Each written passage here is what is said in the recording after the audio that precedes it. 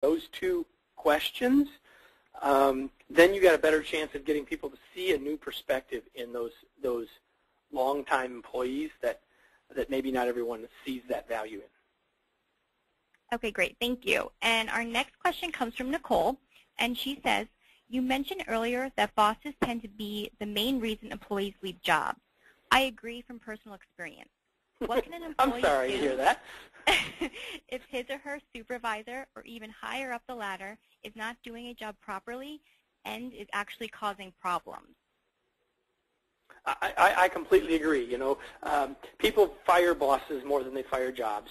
And so, you know, this idea may be the thing it takes to get senior managers' attention.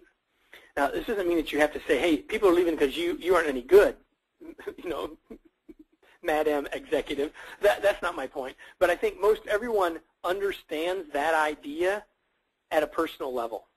And so if you go back to the early slide when I said what are the reasons why we need to build these programs in our organizations, if you've got high levels of turnover, this is the way that you might raise that question. Listen, senior executives, what are the reasons that we have this turnover? And we can list a bunch of them, but one of those is probably that we're not supervising and leading people successfully, so they're choosing to go someplace else. Because there's lots of reasons that people want, or what people are looking for in a job, and it isn't just the size of their paycheck, right?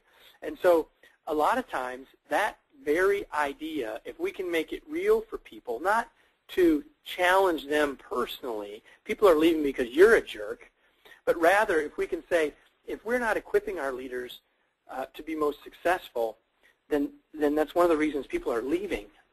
So especially if one of the challenges that your leadership is facing is that turnover one, you can use that idea as in a series of questions to help them